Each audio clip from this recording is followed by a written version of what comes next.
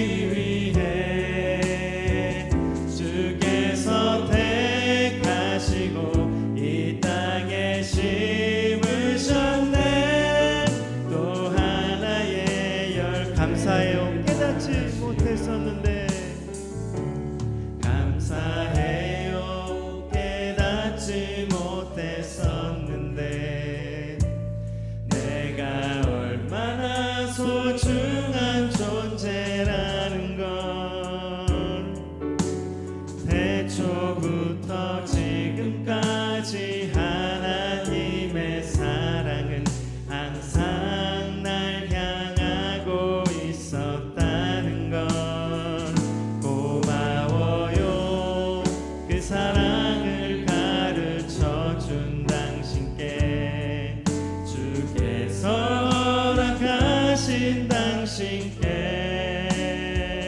그리스도의 사랑으로 더욱 섬기며 이제 나도 세상에 당신은 사랑받기 위해 당신은 사랑받기 위해 그리고 그 사랑 전하기 위해 주께서 택하시고 이 땅에 심으셨네. 또 하나의 열 당신은 사랑받기 위해 당신은 사랑받기 위해 그리고 그 사랑 전하기 위해 주께서 택하시고 이 땅에 심으셨네. 또 하나 옆에 사람들 향하여 당신은 사랑받기 위해 당신은 사랑받기 위해 그리고 그 사랑 전하기 위해 주께서 택하시고 이 땅에 심으셨네. 또 하나의 마지막으로 당신은 사랑받기 위해 당신은 사랑받기 위해 그리고 그 사랑 전하기 위해 아멘. 주께서 택하시고 이 땅에 심으셨네. 또 하나의 열매를 바라시며 또 하나의 열매를 바라시며 또 하나의 열매를 바라시며 우리 모두 주님 앞에 존귀한 존재이고 귀한 존재입니다.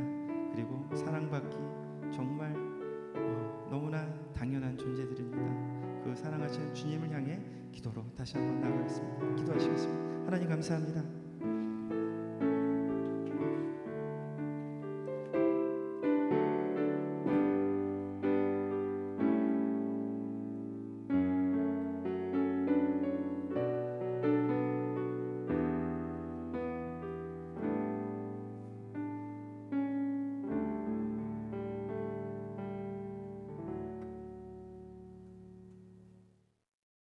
다 함께 묵도하심으로 7월 마지막 주일 예배를 하나님께 드리겠습니다.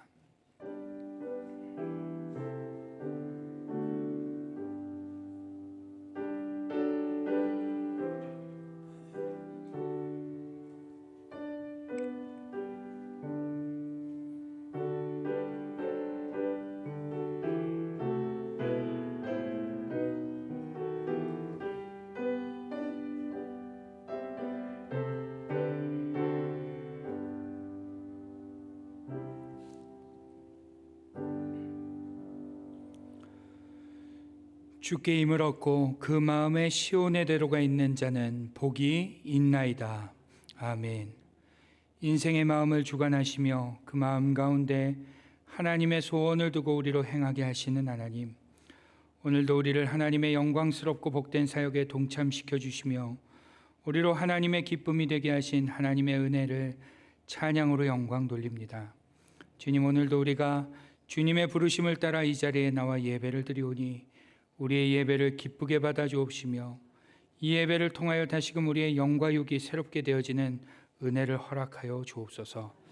무엇보다 이 예배를 시작으로 우리의 삶 전체가 하나님께 헌납되어지는 귀한 예배가 되게 하여 주옵시고, 특별히 성령 하나님 우리 가운데서 충만히 역사하여 주셔서 오늘도 우리의 죄를 깨닫게 하여 주시고 자복하고 회개하며 주님 앞으로 나아가 주님께서 베푸시는 용서와 평화를 누릴 수 있게 하여 주옵소서. 예배의 모든 순서를 주님께 의탁드리며 우리 주 예수님의 이름으로 기도드리옵나이다. 아멘. 다 함께 사도신경으로 우리의 신앙을 하나님께 고백하겠습니다. 나는 전능하신 아버지 하나님 천지의 창조주를 믿습니다. 나는 그의 유일하신 아들 우리 주 예수 그리스도를 믿습니다. 그는 성령으로 잉태되어 동정녀 마리아에게서 나시고 본디오 빌라도에게 고난을 받아 십자가에 못 박혀 죽으시고 장사된 지 사흘 만에 죽은 자 가운데서 다시 살아나셨으며 하늘에 오르시어 전능하신 아버지 하나님 우편에 앉아 계시다가 거기로부터 살아있는 자와 죽은 자를 심판하러 오십니다. 나는 성령을 믿으며 거룩한 공교회와 성도의 교제와 죄를 용서받는 것과 몸의 부활과 영생을 믿습니다. 아멘. 우리 다 함께 성시교독 68번 시편 이사야 40장을 교독하시겠습니다. 교독문 68번 이사야 40장입니다. 외치는 자의 소리여 이르되 너희는 광야에서 여호와의 길을 예비하라. 골짜기마다 도두어지며 산마다 언덕마다 낮아지며 고르지 아니한 곳이 평탄하게 되며 여호와의 영광이 나타나고 모든 육체가 그것을 함께 보리라. 말하는 자의 소리여 이르되 외치라. 대답하되 내가 무엇이라 외치리이까 하니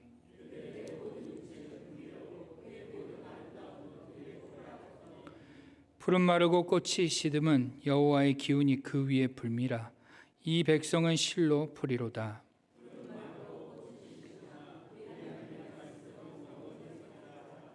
아멘. 우리 다 함께 찬송하시겠습니다. 찬송가 38장입니다.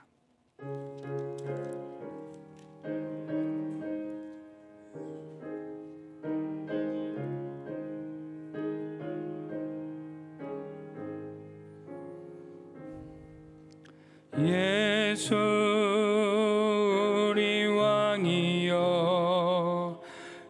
이곳에 오셔서 우리가 왕께 드리는 영광을 받아 주소서. 우리는 주님의 백성 주님은 우리 왕이라. 왕이신 예수님 오셔서 좌정하사 다스리소서.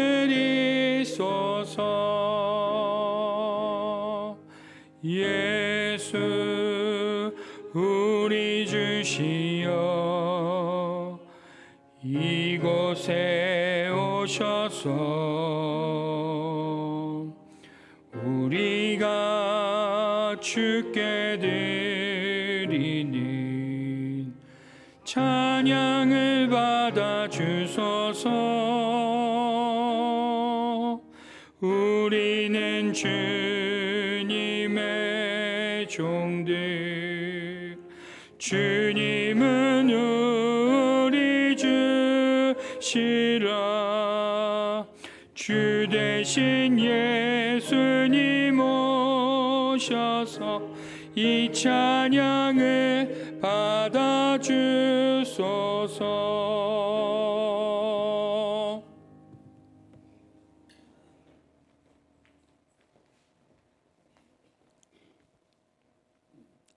사랑의 하나님 아버지, 주님의 이름을 높여드립니다. 거룩한 주일을 맞이하여 하나님의 교회에 나와 예배드릴 수 있도록 인도하여 주시니 감사합니다. 이 예배를 통해 우리의 영이 회복되고 새로운 힘을 얻는 시간이 되게 하여 주시옵소서.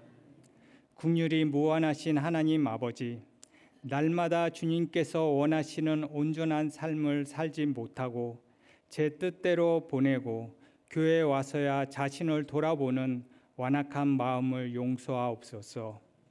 우리 안에 있는 악한 마음과 생각을 우리를 구원하신 예수 그리스도의 보혈로 씻어주시고 우리의 영을 회복시켜 주시옵소서.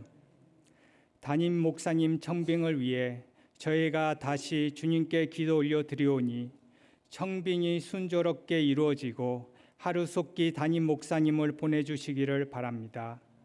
청비위원회뿐만 아니라 모든 성도들이 기도로 이 중요한 사명에 동참하고 주님의 지혜와 분별력으로 잘 감당할 수 있게 성령님께서 인도하여 주시옵소서. 겨울 행사를 위해 수고하시는 교육부 부서와 자원하는 봉사의 손길들을 주님께서 기억하사 주님의 평강과 축복이 그들의 삶 가운데 마음껏 누릴 수 있도록 은혜를 내려 주시옵소서. 오늘도 할렐루야 찬양대를 세워주셔서 감사합니다.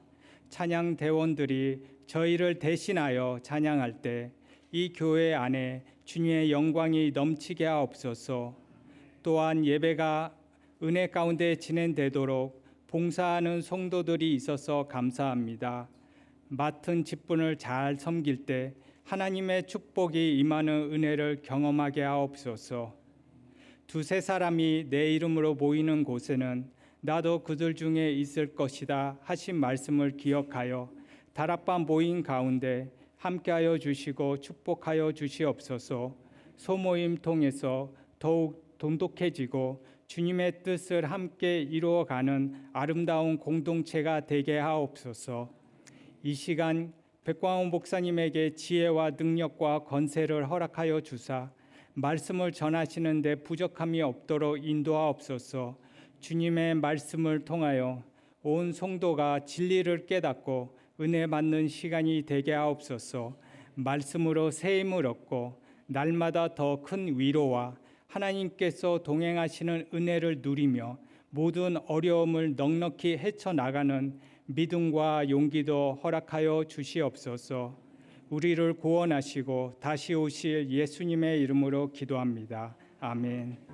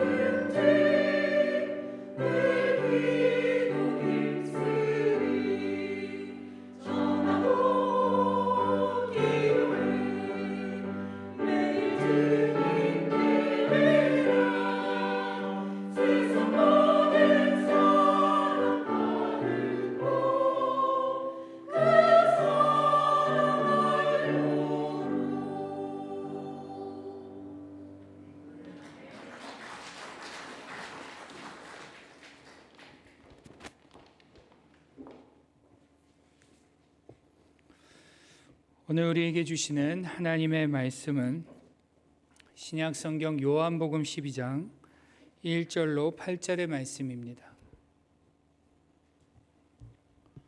신약성경 요한복음 12장 1절로 8절, 신약 167쪽입니다. 찾으셨으면 우리 한 절씩 교독하겠습니다. 유월절 엿새 전에 예수께서 베다니에 이르시니 이곳은 예수께서 죽은 자 가운데서 살리신 나사로가 있는 곳이라.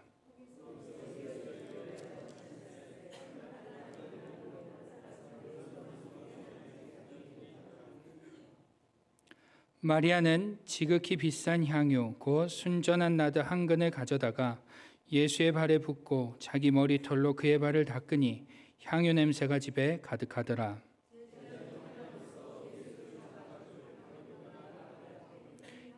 이 향유를 어찌하여 300데나리온에 팔아 가난한 자들에게 주지 아니하였느냐 하니,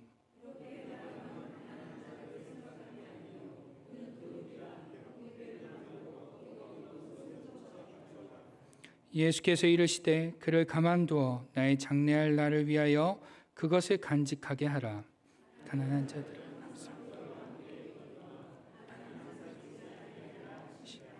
아멘.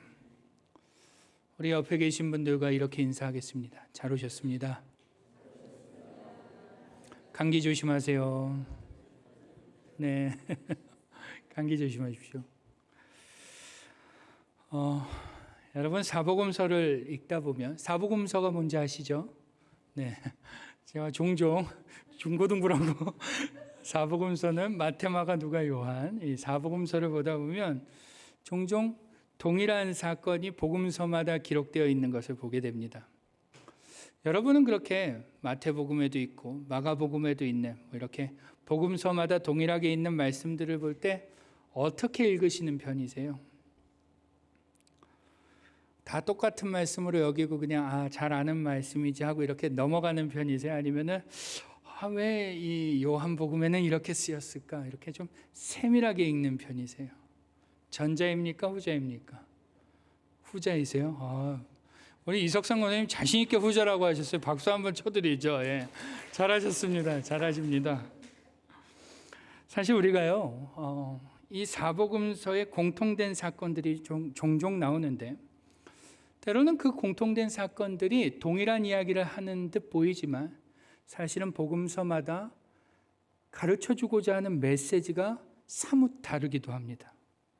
그러다 보니 이러한 것들을 잘 아는 말씀으로 그냥 치부해버리고 똑같은 이야기로 치부해버리고 그냥 넘어가면 하나님께서 그 특별한 복음서를 읽을 때 주시고자 하시는 메시지를 우리가 놓칠 수 있게 된다는 거죠. 제가 전에도 한번 말씀드린 적이 있는 것 같은데 한번 생각해 보십시오.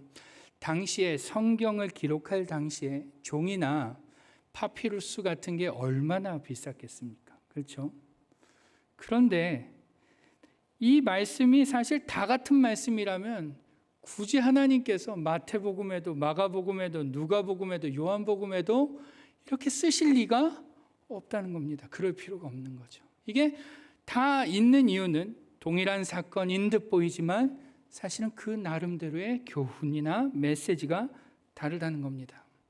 그렇기 때문에 오늘 본문도 역시 우리가 이러한 것을 좀 염두하면서 좀 주의 깊게 볼 필요가 있는데, 오늘 12장 위에 보시면 병행 구절이 어디와 어디로 나오죠? 12장을 보시면 성경책을 한번 보실까요? 12장 예수의 발에 향유를 붓다 하고 가로 열고 마태복음 26장과 마가복음 14장이 나옵니다. 네, 찾아보지는 않겠지만 여러분 한번 이 책갈피를 해놓고 오늘 설교를 들으시면 좋을 것 같아요. 오늘 이 요한복음, 특별히 마리아가 예수님께 향유를 부은 이 이야기는 마태복음과 마가복음에 동일하게 있는 이야기입니다. 기억하실지 모르겠지만요, 제가 오늘 본문의 이야기로 22년 11월 셋째 주에, 기억나시죠? 22년 11월 셋째 주 추수감사절에 제목을 혹시 기억하실 수도 있을지 모르겠습니다. 매우 귀한 향유 하면서 이렇게 물음표 2개를 쳤던 적이 있습니다. 마태복음 26장을 가지고 그때 이러한 말씀을 전했습니다. 여인이 예수님께 쏟아부은 이 향유가 매우 값진 것이기는 하나 예수님께서 그 여인에게 주신 희생과 사랑에 비하면 그 향유는 아무것도 아니다. 매우 귀한 향유, 그거 귀하지 않다라는 의미로 그렇게 은혜를 나눴던 적이 있습니다. 이제 오늘은 동일한 내용을 기술하고 있는 요한복음 안에서 요한이 특별히 이 사건을 통해 말씀하고자 하는 메시지를 우리가 조금 같이 한번 주의 깊게 살펴보고자 합니다. 먼저 오늘 본문의 내용을 좀 간략히 설명을 드리도록 하겠습니다. 예수님께서는 유월절 엿새 전날 베다니의 한 집에서 식사를 하시게 됩니다. 그런데 우리가 잘 아는 대로 그렇게 식사를 하던 중에 당황스러운 일을 겪게 됩니다. 바로 마리아가 아주 귀한 향유를 가지고 와서 예수님의 발에 붓고 머리털로 닦는 일이 생기게 된 것이죠. 그러자 함께 있던 가룟 유다가 어떻게 합니까? 그 마리아를 비난합니다. 그때 예수님께서 그러한 마리아를 보호해 주시며 마리아를 대신하여 이렇게 대변해 주시는 이야기, 이 이야기가 바로 오늘 본문의 내용이라고 할 수 있는데요. 병행 본문인 마태복음과 마가복음도 사실은 그 내용이 크게 다르지 않다는 것을 우리는 잘 알고 있습니다. 그렇다면 특별히 요한복음이 이 사건을 통해 말하고자 하는 메시지는 무엇일까요? 우리가 그것을 좀 파악하기 위해서는 조금 세밀하게 오늘 본문을 비교하면서 좀 볼 필요가 있는데요. 오늘 이 마리아가 예수님께 향유를 부은 사건의 시작을 요한은 이렇게 시작하고 있습니다. 우리 한번 1절과 2절 말씀을 같이 한번 읽어보도록 하죠. 1절과 2절입니다. 시작. 유월절 엿새 전에 예수께서 베다니에 이르시니 이곳은 예수께서 죽은 자 가운데서 살리신 나사로가 있는 곳이라. 거기서 예수를 위하여 잔치할새 마르다는 일을 하고 나사로는 예수와 함께 앉은 자 중에 있더라. 아멘. 그렇습니다. 요한복음의 저자 요한은요, 유월절 엿새 전에 베다니에서 잔치가 있었다라는 기록으로 이 마리아가 예수님께 향유를 부은 사건을 시작합니다. 뭐라고요? 유월절 엿새 전에 베다니에서 잔치가 있었다. 반면에 마태복음이나 마가복음을 한번 보시면요, 유월절 엿새 전이라는 이 시간에 대한 자세한 기록이 나오지 않습니다. 직접적인 기록이 나오지 않아요. 즉 이것을 좀 바꿔 말하면요, 오늘 우리가 보고 있는 이 마리아가 예수님의 발에 향유를 부은 사건은 뭐와 관련이 있다는 거예요? 요한은 유월절과 관련이 있는 사건이다라고 말하는 거예요. 이 사건을 얘기하기 앞서 요한은 유월절 엿새 전에 있었던 사건이다라고 하며 이 사건을 유월절과 연결하고 있다는 겁니다. 게다가 또 이 사건이 일어나고 있는 곳인 베단이라는 곳을 요한은 어떻게 설명합니까? 보실까요? 1절에 뭐라고 설명하고 있어요? 베다니에 이르시니 그곳은 어디예요? 예수께서 죽은 자 가운데서 살리신 나사로가 있는 곳이라고 합니다. 마가복음과 마태복음에는 어떻게 기록되어 있냐면 베다니 나병 환자 집에서 혹은 베다니 나병 환자 시몬의 집에서 이렇게 단순히 시작하고 있는 반면 요한은 베다니라는 장소를 설명하며 예수께서 죽은 자 가운데서 살리신 나사로가 있는 곳이다 라고 설명한다는 거예요. 즉 베다니는 어떠한 곳이라고 말하는 거예요? 예수님으로 인해 죽음이 생명으로 바뀐 곳이다 라는 암시를 이렇게 내포하고 있는 겁니다. 게다가 2절도 보시죠. 2절도 그렇게 죽어서 냄새나던 그 나사로가 부활하여 어디에 있다고 기록하죠? 전 슬라이드를 한번 보여주시겠습니까? 네, 어디에 있다고 해요? 그 나사로가 예수와 함께 있다. 죽었던 나사로가 살아나서 예수와 함께 있다라는 사실을 강조합니다. 또 다른 것들을 조금 볼까요? 그뿐만이 아닙니다. 향유를 붓는 사건도 보실까요? 3절 같이 읽겠습니다. 3절 말씀 시작. 마리아는 지극히 비싼 향유 곧 순전한 나드 한 근을 가져다가 예수의 발에 붓고 자기 머리털로 그의 발을 닦으니 향유 냄새가 집에 가득하더라. 아멘. 마태복음이나 마가복음에서는 여인이 예수님의 머리에 향유를 붓는 반면에 요한복음에서는 뭐라고 기록해요? 마리아가 예수님의 발에 향유를 부었다라고 기록하면서 심지어는 자기의 머리카락으로 닦았다라는 기록까지 합니다. 이게 무슨 말이냐? 요한은 지금 마리아가 보여주고 있는 이 헌신에 대해서 굉장히 강조해서 귀한 것이다라는 것을 강조해서 기록하고 있다는 겁니다. 그런데 더 눈에 띄는 것이 하나 있습니다. 요한은 그 마리아가 예수님께 향유를 붓고 머리로 닦는 그 아주 아름답고 고귀한 현장 속에서 그 현장을 아주 입체적으로 묘사를 하는데 3절을 잘 보시면요, 마리아가 예수님의 발에 향유를 부었을 때 그 집이 어땠대요? 향유 냄새가 집에 가득하더라.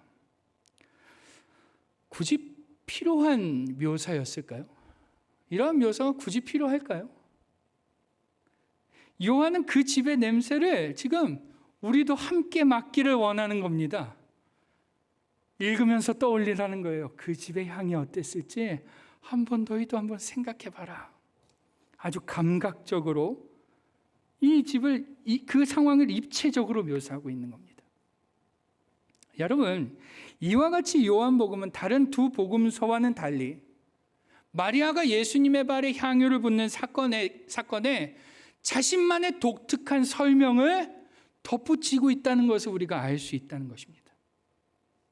요한은 이것을 통해 무엇을 말하려고 하는 걸까요?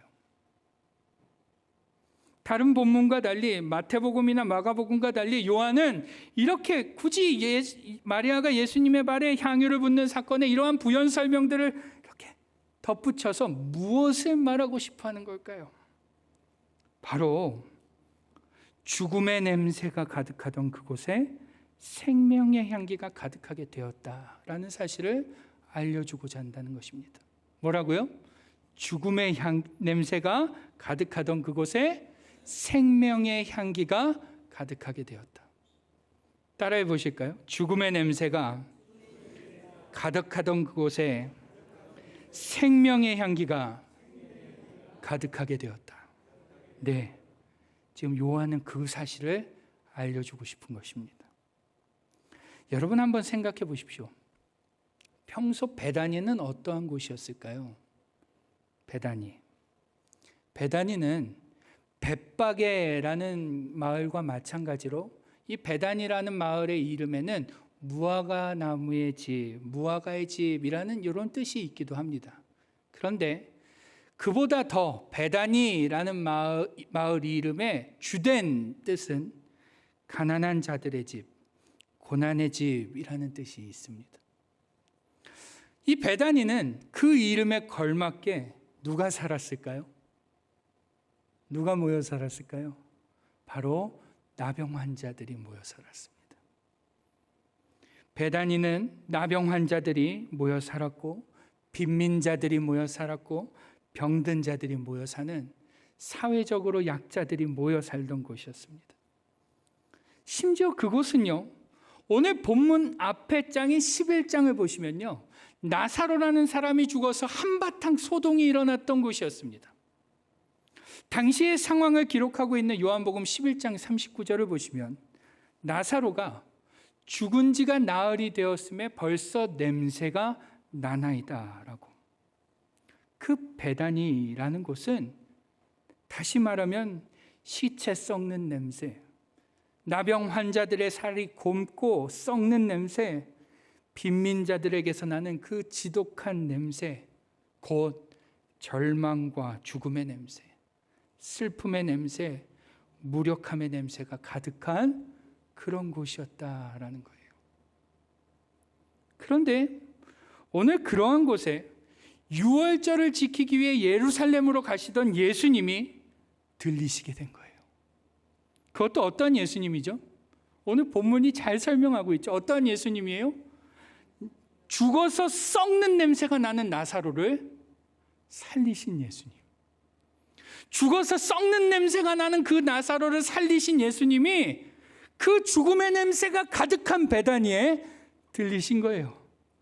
그리고 거기서 한 집에서 그렇게 살리신 나사로와 함께 식사를 하시는 것입니다. 그러니 생각해 보세요. 앞으로 어떤 일이 벌어질까요? 기대가 되죠. 어떠한 일이 벌어질지 예상이 됩니다.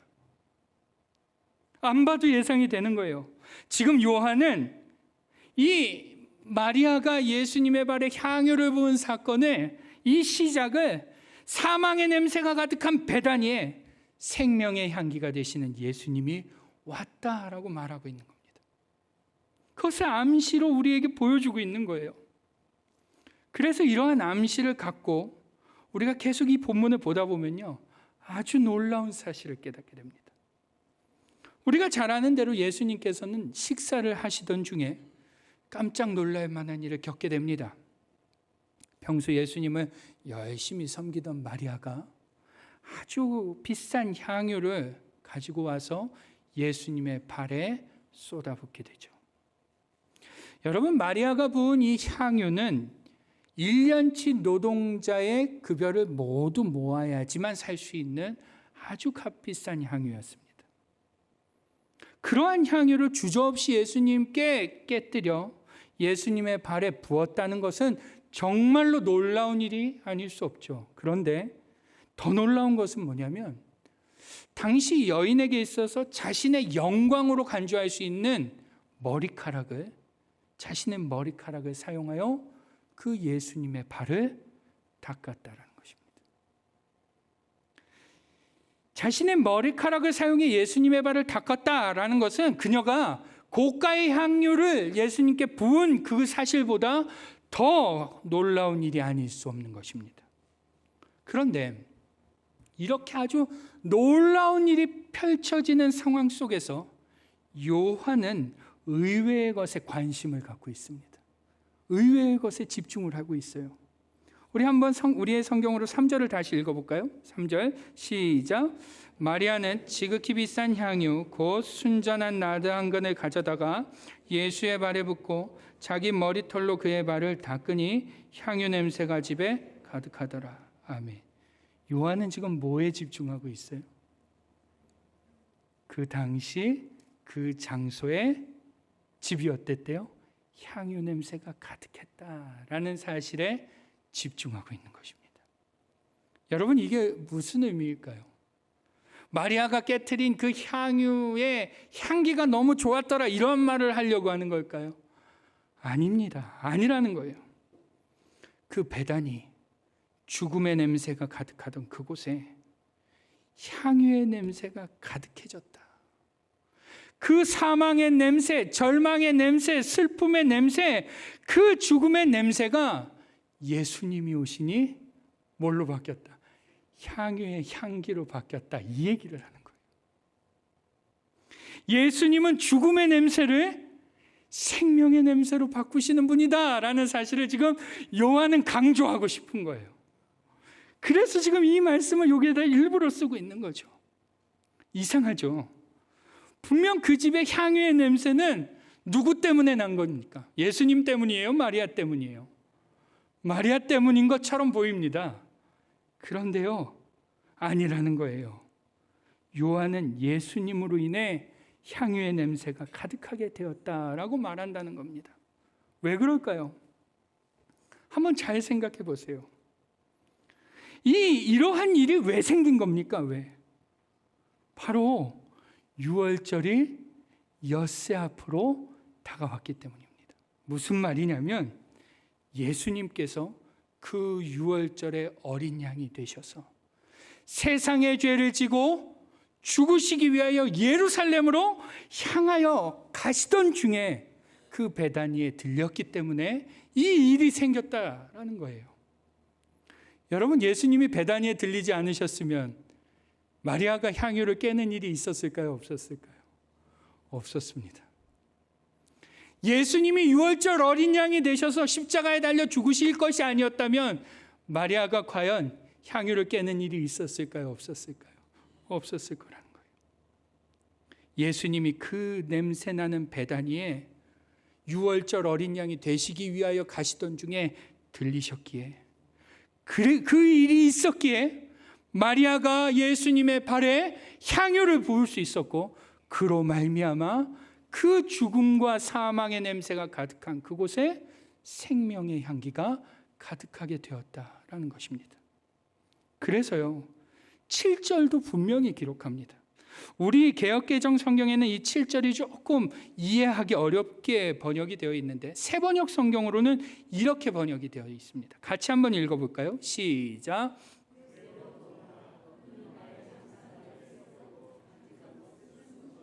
아멘. 예수님께서 마리아를 두둔하시면서 뭐라고 하냐면, 그녀를 그대로 두어라. 그녀의 그 향유가 언제를 위해서 간직한 것을 쓴 것이다? 나의 장례를 위해서 쓴 것. 이 향유의 목적 자체가 나 때문이다. 나의 장례 때문에 준비되었던 것이다 라고 말씀하는 거예요. 그랬기에 지금 그 집에 향유의 냄새가 가득한 것은 마리아 때문이 아니라 누구 때문인 거예요? 예수님 때문이라는 거예요. 마리아가 아닌 예수님으로 인해 그곳에 생명의 향기가 가득했다라고 오늘 요한은 우리에게 가르쳐주고 있는 것입니다. 여러분, 요한은 예수님께서 사망을 깨트리시고 생명을 주시는 분이시라는 것을 예수님의 장례를 위해 부은 마리아의 향유를 통해 증거하고 있는 것입니다. 그리고 또한 그것을 알려주기 위하여 일부러 베다니도 이렇게 소개하고 있는 거죠. 죽은 자 가운데서 살아난 그 나사로가 있는 것이다. 예수님께서 살리신 그 나사로가 있는 것이다 라고 베다니도 소개하고 있고, 또 그렇게 죽어서 냄새나던 나사로가 살아나서 예수님과 같이 식사하고 있다라고 이 나사로를 이 마리아의 사건 안에 이렇게 끼워 넣고 있는 것입니다. 마치 이런 것 같습니다. 독자들을 향해 이렇게 말하는 것 같아요. 봐라, 죽음의 냄새, 절망과 사망의 냄새가 가득한 이 베다니에 예수님이 오셨다. 그 예수님으로 인해 나드 향이 가득하게 되었다. 생명의 향기가 가득하게 되지 않았느냐? 이 모든 것이 예수님이 우리를 위해 죽으실 것이기 때문에 이루어진 일이다 라고 말하는 것 같습니다. 여러분, 오늘 우리가 이 마리아가 예수님의 발에 향유를 쏟아부은 이 사건을 보면서 우리는 요한이 전하고자 하는 두 가지 메시지를 놓치지 말아야 한다는 것입니다. 첫 번째로는요, 그것은 바로 예수님은 죽음의 냄새가 가득한 곳도 생명의 향기가 가득한 곳으로 만드시는 분이다라는 사실입니다. 믿으십니까? 네, 예수님은요, 죽음의 냄새가 가득한 그곳에 생명의 냄새로, 생명의 향기로 바꾸시는 분이십니다. 여러분 보셨듯이 예수님이 오시기 전까지 베다니는요, 어떠한 희망도 없는 현실의 냄새, 인간이 해결할 수 없는 절망의 냄새, 생명을 잃은 영혼의 냄새가 가득한 곳이었습니다. 그런데 그렇게 죽음의 냄새가 가득하던 그곳에 예수님께서 오시자 어떻게 됐대요? 그곳에 향유 냄새가 가득하게 된 거예요. 생명의 냄새가 가득하게 된 거예요. 여러분, 이 대조를 느낄 수 있어야 되는 거예요. 죽음의 냄새에서 생명의 향기로, 썩은 냄새에서 거룩한 향기로, 절망의 냄새에서 복음의 냄새로 바뀌는 이 극적인 장면을 우리가 볼 수 있어야 하는 겁니다. 이것이 바로 예수 그리스도께서 하시는 일이며 그분의 사역의 본질이라는 거예요. 그래서요, 이것을 알았던 다윗도요, 시편 23편을 보시면 아주 멋진 고백을 하는 것입니다. 여러분, 시편 23편 다 외우시죠? 같이 해볼까요? 여호와는 나의 목자시니 내게 부족함이 없으리로다. 그가 나를 푸른 풀밭에 누이시며 쉴 만한 물가로 인도하시는도다. 내 영혼을 소생시키시고 자기 이름을 위하여 의의 길로 인도하시는도다. 내가 사망의 음침한 골짜기로 다닐지라도 해를 두려워하지 않을 것은 주께서 나와 함께 하심이라. 주의 지팡이와 막대기가 나를 안위하시나이다. 주께서 내 원수의 목전에서 내게 상을 차려주시고 기름을 내 머리에 부으셨으니 내 잔이 넘치나이다. 내 평생의 선하심과 인자하심이 반드시 나를 따르리니 내가 여호와의 집에 영원히 살리로다. 아멘. 다윗도 동일하게 고백하는 거예요. 사망의 음침한 골짜기에서 생명의 향기를 내실 분은 내가 믿는 여호와 하나님이시다. 다윗은 하나님을 사망의 냄새를 생명의 향기로 바꾸시는 분인 것을 믿었다는 거예요. 근데 문제는 뭐죠? 다윗은 믿었는데 문제는 뭐예요? 오늘 우리가 못 믿는다는 거예요. 이게 문제인 거죠. 다윗은 믿는데 우리는 잘 못 믿어요. 우리는 그 사실을 받아들이기가 그리 말처럼 쉽지 않다는 것을 압니다. 현실을 사는 우리는 주님께서 사망의 냄새, 절망의 냄새, 낙심과 슬픔의 냄새를 생명의 향기로 바꾸는 분이시라는 것을 알면서도 잘 받아들이지 못한다는 거예요. 믿지 못한다는 것이죠. 무엇이 그것을 증명해 줍니까? 바로 오늘 본문 바로 앞에 본문인 11장을 보시면요, 마리아와 마르다가 오라버니 나사로가 죽은 일로 어떻게 해요? 슬퍼한다는 거예요. 예수님이 같이 계시지 않았다라고 그녀들은 푸념하고 후회하고 슬퍼하고 분노합니다. 그들은 모두 현실이라는 요 틀에만 갇혀서 예수님이 생명의 주가 되신다는 사실, 죽음의 냄새를 생명의 향기로 바꾸시는 분이라는 사실을 받아들이지 못하고 있었다는 거예요. 여러분, 이러한 그녀들의 모습이 비단 그들만의 모습은 아닐 거라 생각이 됩니다. 오늘 우리 모두의 모습 아닙니까? 오늘 우리는요, 현실 앞에서 그들과 같이 괴로워하고 낙심하고 절망의 냄새 속으로 우리는 들어간다는 것입니다. 여러분, 혹시 지금 여러분의 삶도 베다니처럼 느껴지진 않습니까? 우리의 가정, 우리의 교회, 우리의 공동체에서 깨어지고 상하며 인간관계가 엉망이 되고 신앙도 식어버려 더 이상 회복 가능성이 없다고 느껴지진 않나요? 어떤 부분에서 내 삶, 그 부분에 절망의 냄새가 고약하게 올라오고 있지는 않습니까? 만약 그렇다면 오늘 이 말씀을 깊이 새길 수 있길 바랍니다.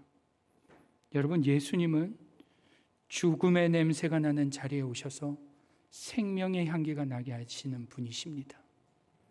믿으시길 바랍니다. 그분이 함께 하시면 어떤 냄새도 바뀝니다. 고통이 치유로, 절망이 희망으로, 죽음이 생명으로 변합니다. 그것을 이루시는 분이 바로 우리가 믿는 예수 그리스도시며, 그분이 계실 때 그 일은 반드시 일어난다는 사실을 믿으시길 바랍니다. 여러분, 오늘 우리가 그것을 단단히 붙잡아야 할 것입니다. 그리고 두 번째로 우리가 믿고 붙잡아야 할 사실은 이러한 절망 가운데서도 자신을 드리는 사람을 통하여 예수님의 생명의 역사가 드러난다는 것입니다. 죽음을 생명으로 바꾸시는, 죽음의 냄새를 생명의 향기로 바꾸시는 그 예수님의 역사는 누구를 통해 드러난다고요? 절망 가운데서도 자신을 드리는 사람들. 여러분, 마리아와 그녀의 형제들이 베다니에 살고 있다는 사실은요, 그들 역시 절망의 냄새 가운데 있다는 것입니다. 그런데 그럼에도 불구하고 오늘 마리아는 어떻게 합니까? 누구도 보여주지 못한 헌신을 보여줍니다. 그녀가 드린 향유는 앞서 말씀드렸지만 그 가치만으로도 1년치 품삯을 전부 드리는 헌신이었지만, 그보다 더 놀라운 것은 그녀가 그 향유를 깨어 예수님의 발에 쏟을 때 그 가장 더러운 발을 가장 고귀한 자신의 머리카락으로 닦는다는 것입니다. 그녀가 한 헌신은 단순한 봉사가 아니라 자신의 모든 것을 내어 맡기는 헌신이었습니다. 내어 드리는 헌신이었죠. 자신의 존재 자체를 온전히 의탁하는 것입니다. 절망에서 세상적인 눈으로 보면 더 이상 아무것도 없을 정도로 더 낮아지는 선택을 한 것입니다. 사자성어로 오랑캐로 오랑캐를 잡는다는 이재이라는 말이 있습니다. 마리아의 헌신은 그와 같습니다. 자신의 절망 가운데 있음에도 불구하고 더 낮은 자리로, 이 마리아에게 그 옥합은 얼마나 귀중한 것이었겠습니까? 근데 그것마저도 드리는 헌신으로, 가장 더러운 것을 닦기 위해 가장 고귀한 것을 내어놓는 헌신으로 그녀는 그렇게 예수님께 나아갑니다. 여러분, 세상 사람들은 이러한 그녀의 행동을 보며 이렇게 말할지도 모르겠습니다. 가뜩이나 어려우면서 그게 뭐 하는 짓이냐고, 미련하다고, 바보 같다고 손가락질 할지 모릅니다. 그게 도대체 무슨 의미가 있냐고, 그러면 그렇게 믿으면 돈이 생기냐고, 희망이 생기냐고, 소망이 생기냐고, 차라리 그 돈과 시간, 열정을 너를 위해 쓰라고 오늘 본문의 가룟 유다와 같이 그렇게 말할지도 모릅니다. 그런데 한번 보십시오. 그녀의 그 전적인 헌신이 무엇을 이루게 됩니까? 그 향기가 온 집안에 가득하게 한다는 거예요. 심지어는요, 그때 그 집안만이 아니라 2000년이 지난 지금 이 요한복음을 통해 우리에게 귀감이 된다는 것입니다. 우리는 그녀의 헌신을 보며 예수님이 생명의, 소망의 주인이시라는 분을, 그 생명의 향기를 발향하시는 분이라는 것을 그녀의 헌신을 통해 배우게 되죠.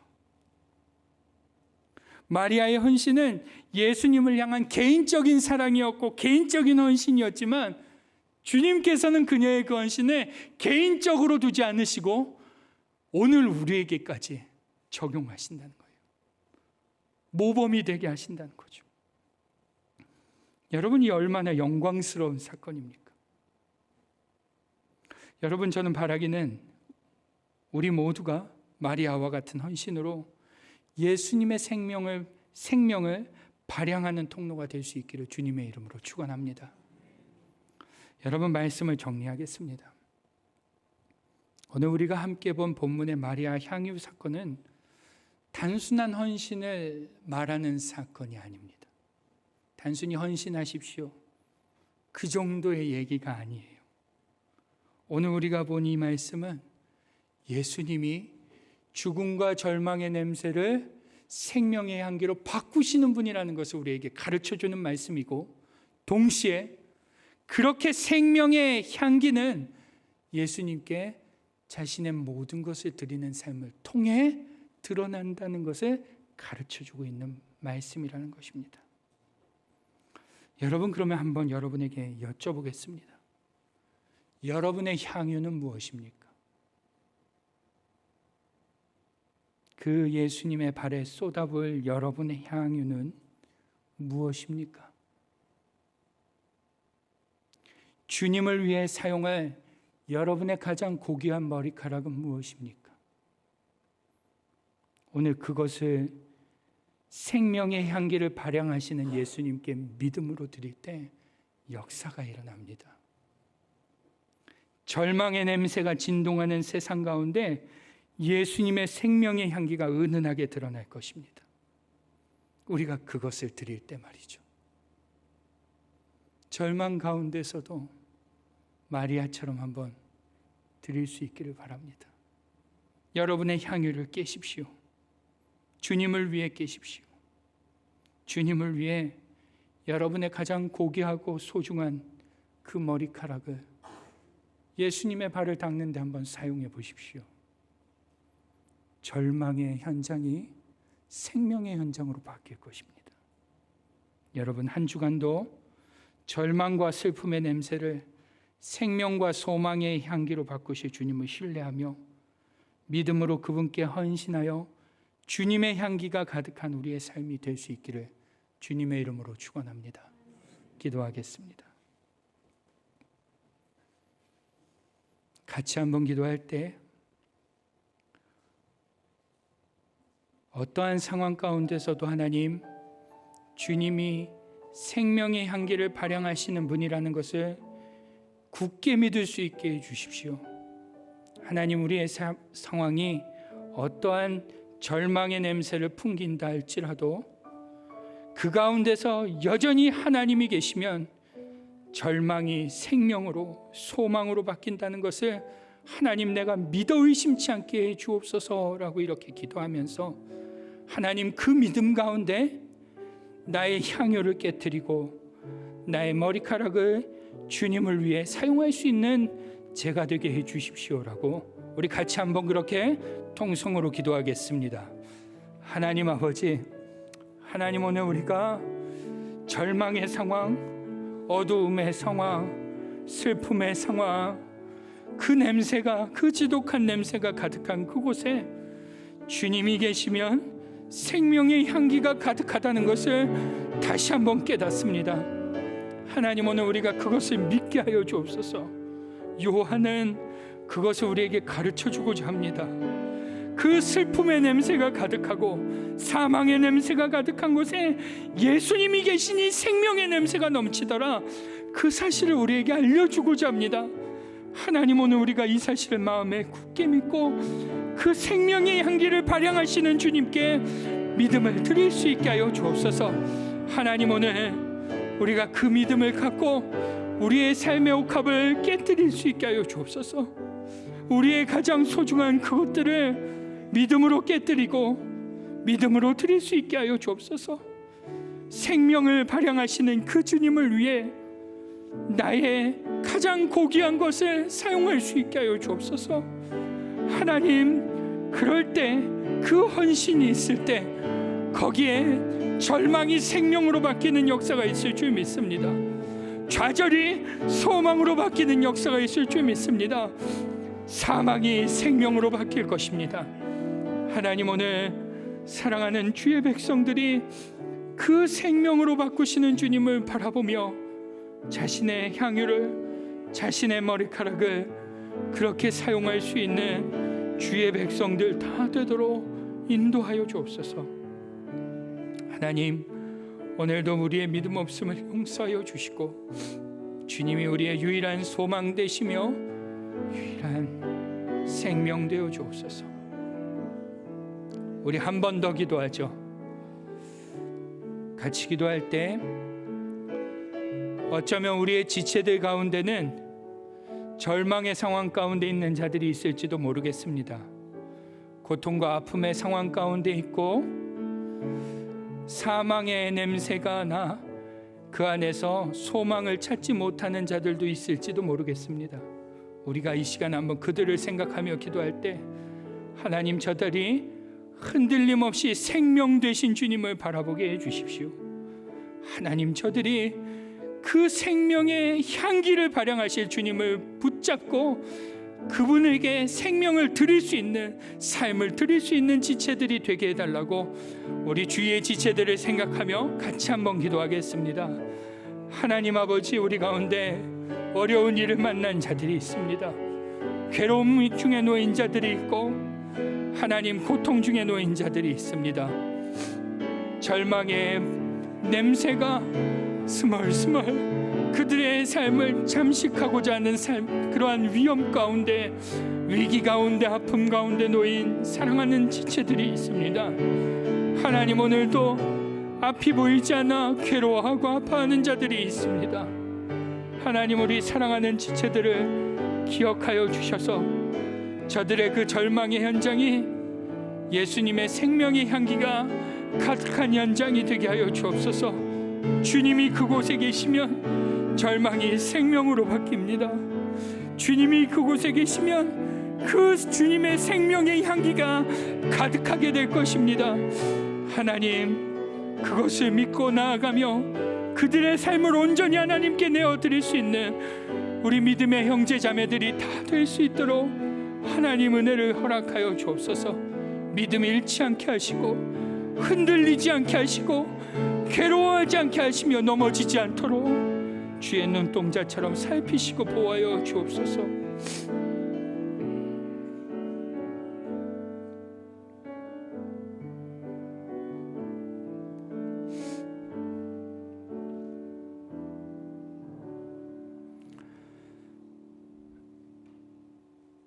맞습니다, 주님. 주님은 우리의 생명의 향기가 되시는 줄 믿습니다. 주님이 계신 곳은 어떠한 사망의 냄새도 얼씬할 수 없는 생명의 향기의 잔치가 될 것입니다. 하나님, 오늘 이 사실을 굳게 믿을 수 있게 하여 주옵소서. 어려운 일이 생길 때마다, 괴로운 일이 생길 때마다, 고통 가운데, 절망 가운데, 슬픔 가운데 놓일 때마다 생명의 향기로 가득 채우시는 주님을 바라보며 믿음으로 살아낼 수 있는 우리 모두가 되게 하여 주옵소서. 하나님, 바라기는 그러한 믿음 가운데 우리의 삶의 옥합을 깨트릴 수 있는 우리 모두가 되게 하여 주옵소서. 가장 귀한 것으로, 가장 소중한 것으로 그렇게 주님께 드릴 때 그 한 사람을 통하여 우리 주위의 많은 이들이 또 그들의 삶이 생명의 향기로 가득한 삶이 되어질 줄 믿사오니, 오늘 우리 한 사람 한 사람이 그러한 주님의 생명의 향기를 발향하는 통로가 되도록 주님 역사하여 주옵소서. 오늘도 그러한 삶이 되기를 간절히 고대하고 소망하며 돌아가는 주의 백성들의 기도를 주님 들어 응답하여 주실 줄 믿사오며 예수님의 이름으로 기도드립니다. 아멘. 우리 다 함께 찬양하시겠습니다. 내게 있는 향유옥합, 우리 1절 2절 찬양하죠.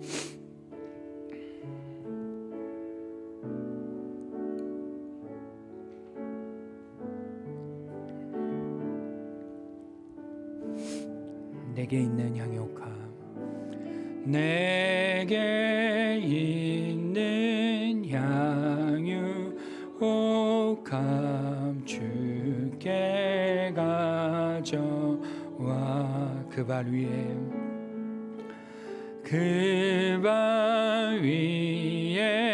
입 맞추고 깨드립니다.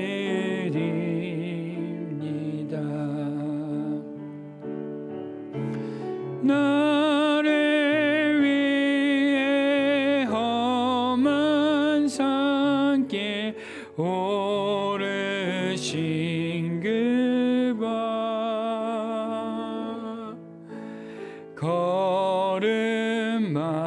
걸음마다 크신 사랑 새겨놓았네.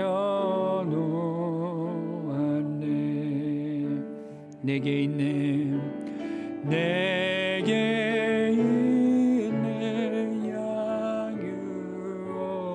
향유옥합 주께 가져와 그 발 위에 입 맞추고 깨들이 나를 위해 십자가에 나를 위해 십자가에 오르신 그 발,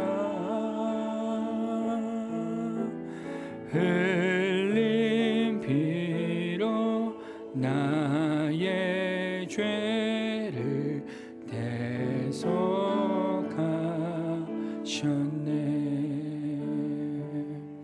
드려진 예물을 위해서 기도합니다. 하나님 아버지, 오늘도 주님의 흘리신 피가 우리로 하나님의 백성 삼으셨고, 주님이 매를 맞으시고 주님이 고통을 당하심으로 우리가 나음을 입었음을 주님 고백합니다. 그 주님의 희생이 있어서 오늘 우리의 삶의 현장이 생명의 향기로 가득 차게 되었습니다. 하나님, 오늘도 이것에 감사하여 우리의 삶의 귀한 것을 구별하여 드리오니 주님 기쁘게 받아 주옵시고 쓰이는 곳마다 우리 주님 향기가 잘 드러나게 하여 주옵소서. 하나님 사랑하는 교회가 하나님의 뜻을 위하여, 하나님의 이름을 위하여, 나라를 위하여 이 물질을 지혜롭게 잘 사용할 수 있도록 은혜를 베풀어 주시고, 하나님 이 물질에 매이지 않게 하시며 우리의 소망 대신 주님에 매일 수 있도록 주님 은혜를 허락하여 주옵소서. 하나님, 혹 우리 중에 베다니와 같은 절망과 슬픔 속에 놓인 자들이 있습니까? 육신의 연약함과 아픔으로, 마음의 상처로 괴로워하는 지체들이 있다면 오늘 저들의 소망 되어 주시고 저들에게 찾아가 주셔서 생명의 향기로 가득 채워 주옵소서. 하나님, 오늘 그 향기의 통로로 우리 한 사람이 사용되어지기를 원하오니 하나님, 주님께 기쁨으로 헌신할 수 있는 우리가 되도록 주님 역사하여 주옵소서. 주께서 우리 가운데 일하심을 믿고 감사드리며 우리 주 예수님의 이름으로 기도드리옵나이다. 아멘.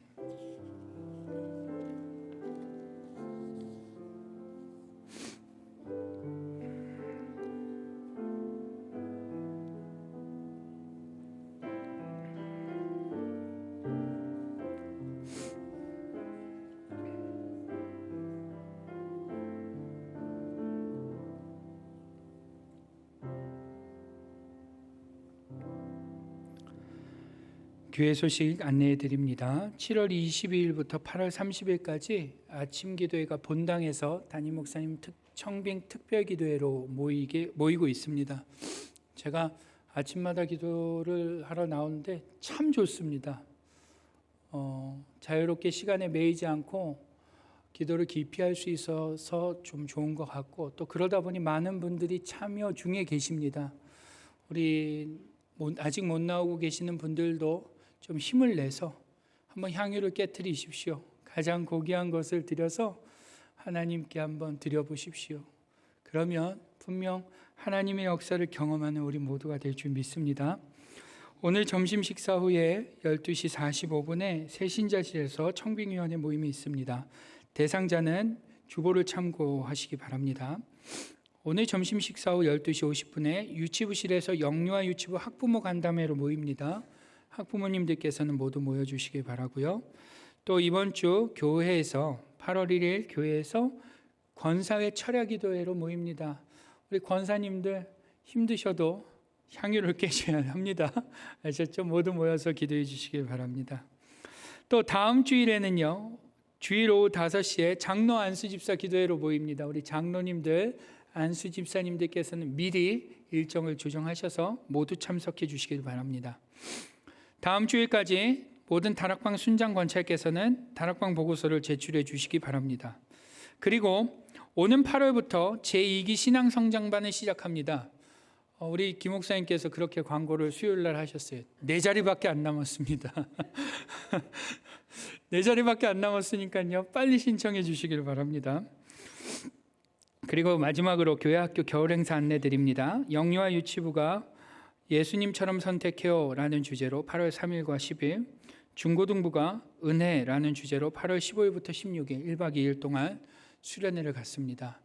기도해 주시고 협력해 주시고 동참해 주시기 부탁드리고, 또 지난 주일까지 있었던 우리 유초등부 겨울성경학교가 하나님의 은혜 가운데 우리 성도님들의 관심과 기도 가운데 잘 마쳤습니다. 협력해 주신 모든 분들께 다시 한번 진심으로 감사드립니다. 우리 다른 광고 없으시면 다 함께 자리에서 일어나셔서 찬송가 545장 1절과 3절을 박수하면서 찬양하겠습니다. 조금 빨리 찬양하겠습니다.